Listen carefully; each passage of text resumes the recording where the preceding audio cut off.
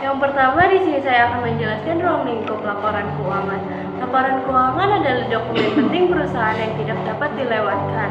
Setiap perusahaan menggunakan laporan keuangan untuk melihat bagaimana kondisi perusahaan selama waktu tertentu. Laporan keuangan juga berfungsi sebagai alat komunikasi antara data keuangan atau aktivitas keuangan perusahaan dan pihak-pihak yang kepentingan.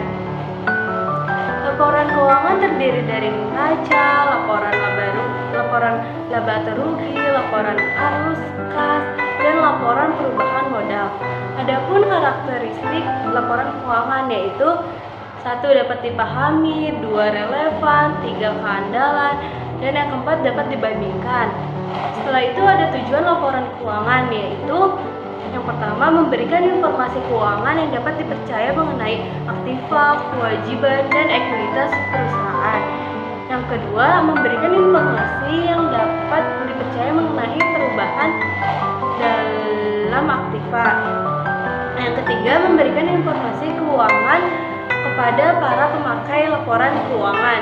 Dan yang terakhir, memberikan informasi penting lain mengenai perubahan dalam aktiva. Yang kedua, ada jenis laporan keuangan dalam akuntansi. Laporan keuangan yang dihasilkan perusahaan tidak hanya diwujudkan dalam bentuk laporan tunggal. Biasanya, setiap perusahaan memiliki kebutuhan masing-masing sehingga penggunaan setiap laporan berbeda-beda.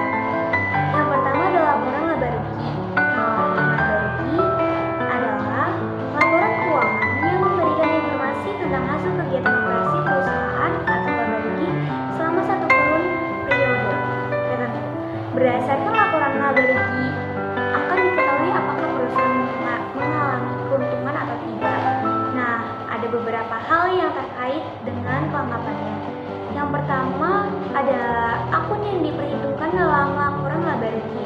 Adapun beberapa hal yang diperhitungkan dalam laporan laba rugi adalah pendapatan dan laba. Pendapatan yaitu uang tunai atau tagihan yang diperoleh dari kegiatan usaha perusahaan dan akun penambah jumlah modal perusahaan. Pendapatan dikelola menjadi dua, yaitu pendapatan usaha dan pendapatan di luar usaha. Pendapatan usaha merupakan pendapatan yang diperoleh dari kegiatan usaha pokok perusahaan. Yang kedua, pendapatan di luar usaha merupakan pendapatan yang diperoleh dari kegiatan usaha sampingan. Lalu ada beban. Beban yaitu nilai yang habis digunakan atau yang dikeluarkan untuk memperoleh pendapatan selama jangka waktu tertentu. Beban dikelompokkan menjadi dua, yaitu beban usaha dan beban di luar usaha. Beban usaha merupakan beban yang dikeluarkan untuk memperoleh pendapatan usaha.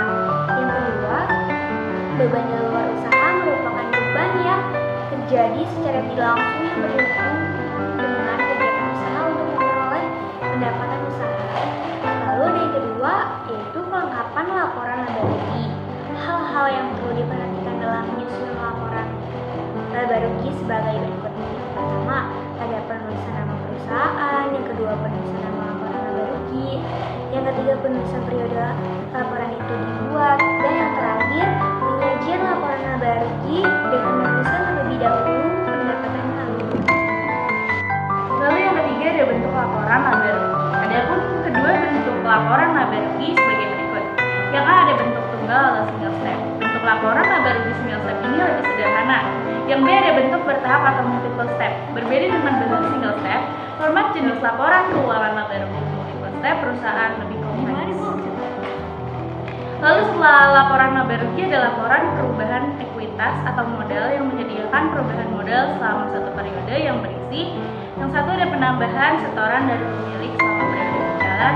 Yang kedua ada pengambilan aset pemilik atau kepentingan pribadi atau price. Yang ketiga ada hasil bisnis yaitu laba atau rugi.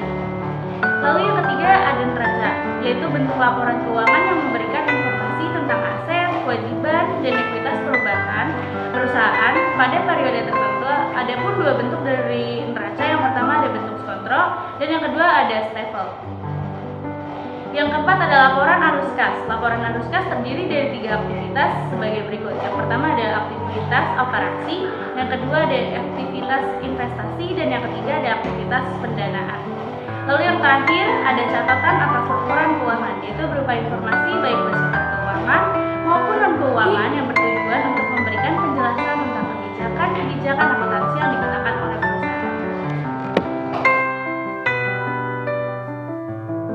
sini ada salah satu contoh dari laporan laba rugi dalam bentuk tunggal atau single step.